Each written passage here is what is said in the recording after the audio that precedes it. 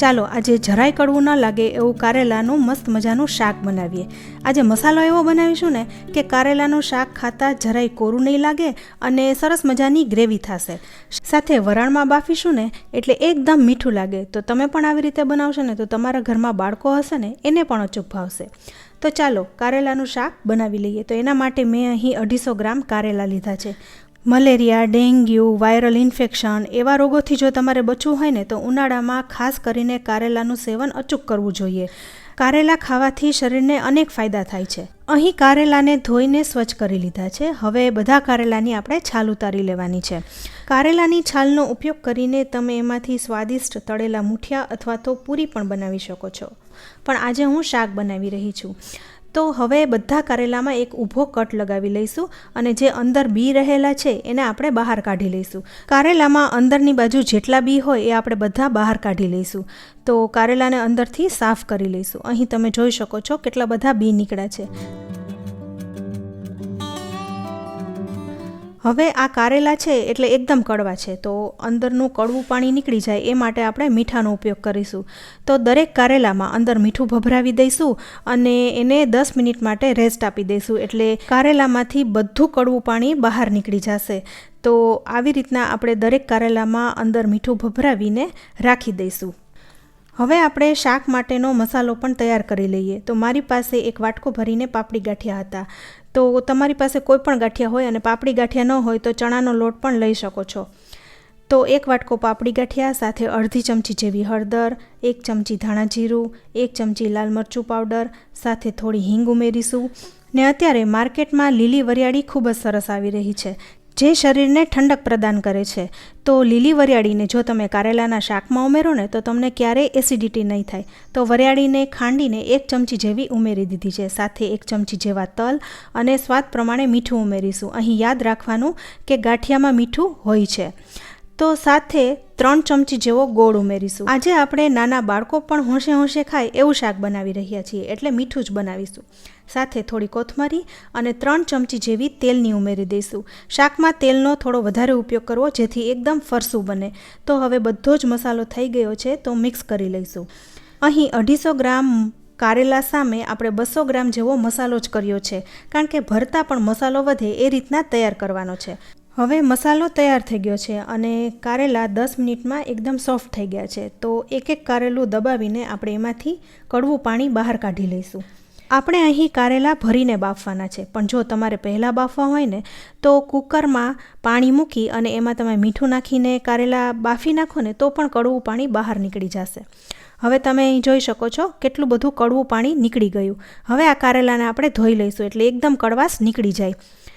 ઘણા લોકોને એકદમ કડવું શાક જ ભાવતું હોય છે, તો એ લોકો આ પ્રોસેસ ના કરે તો પણ ચાલે. હવે કારેલા સરખી રીતના ધોઈ લીધા છે અને વધારાનું મીઠું પણ નીકળી ગયું છે. તો હવે બધા કારેલાને આપણે ભરી લેવાના છે. તો અહીં તમે જોઈ શકો છો મસાલો કેટલો છે. કારેલા ભરતા પણ મસાલો વધે એટલો આપણે મસાલો અહીં બનાવ્યો છે. તો એક પછી એક બધા કારેલામાં આપણે મસાલો ભરી લઈશું.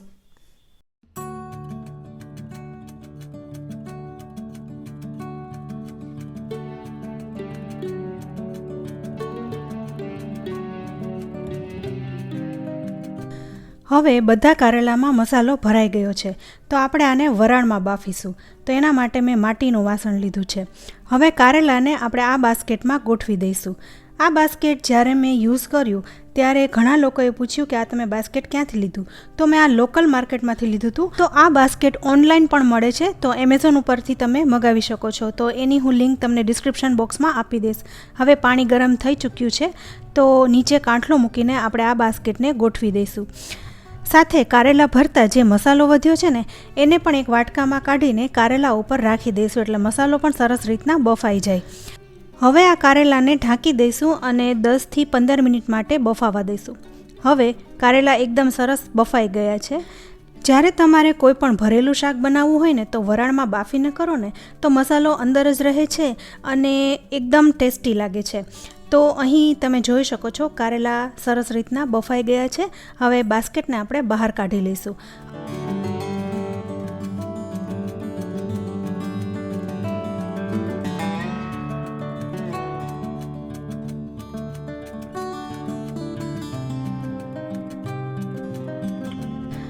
અહીં કારેલા વધારે પડતા બાફી ન નાખવા, નહીંતર શું થશે કે એકદમ પોચા પડી જશે અને શાક ખાવાની મજા નહીં આવે. આવી રીતના તમે કારેલા ડુંગળી, કારેલા બટેટાનું શાક પણ કરી શકો છો. હવે આ કારેલાને આપણે વઘારી લઈએ. તો એના માટે મેં માટીનું વાસણ લીધું છે અને એમાં 4 ચમચી જેવું તેલ ઉમેરીશું. હવે 5 ચમચી જેવું જીરું ઉમેરીશું અને 5 ચમચી જેવી હિંગ ઉમેરીશું. ત્યારબાદ આપણે કારેલાની ગ્રેવી સરસ થાય એ માટે આપણે 2 મીડિયમ સાઇઝની ડુંગળી સમારીને રાખી હતી, તો એ આપણે આમાં સાતળી લેવાની છે. ડુંગળી ગુલાબી રંગની થઈ જાય, સરસ સોફ્ટ થઈ જાય ત્યાં સુધી આપણે એને સાતળવાની છે. તો 2 મિનિટમાં ડુંગળી સરસ સતળાઈને ગુલાબી રંગની થઈ ગઈ છે. તો હવે એક નાનું ટમેટું સમારીને ઉમેરી દઈશું એટલે ગ્રેવી સરસ થાય. તો ટમેટાં અને ડુંગળીને સરખી રીતના સાતળી લઈશું. સાથે થોડું પાણી ઉમેરીશું એટલે તળિયે ચોટી ન જાય. કોઈ પણ શાક તમે બનાવો ત્યારે ડુંગળી અને ટમેટાં સાતળતા હોય ને ત્યારે થોડું તમે પાણી ઉમેરી દેશો ને તો તળિયે ચોટશે પણ નહીં અને ગ્રેવી સરસ થશે. હવે તેલ ઉપર આવી ગયું છે તો સાથે આપણે મસાલો પણ ઉમેરી દઈશું. મસાલો તો આપણે ચટાકેદાર જ બનાવ્યો છે એટલે બીજા કોઈ મસાલા ઉમેરવાની જરૂર નથી. હા, તમને એવું લાગે કે મીઠું ઓછું છે તો થોડું તમે ઉમેરી શકો છો. સાથે થોડું પાણી પણ ઉમેરી દઈશું એટલે મસાલા નીચે ચોટી ન જાય. મસાલો ઓલરેડી બફાઈ જ ગયો છે એટલે વધારે આપણે કૂક કરવાની જરૂર નથી.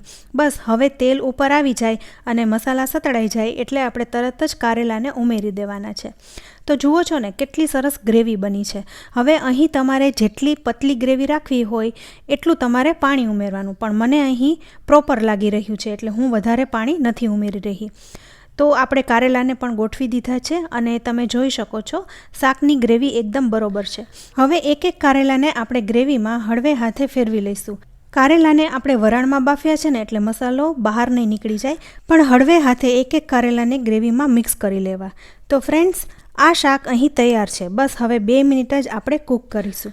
તો હવે આ શાક ભેગી જ્યારે તમે રોટલી ખાશો ને ત્યારે શાક કોરું કોરું પણ નહીં લાગે અને ગ્રેવી હોવાથી શાકનો સ્વાદ એકદમ સરસ આવશે.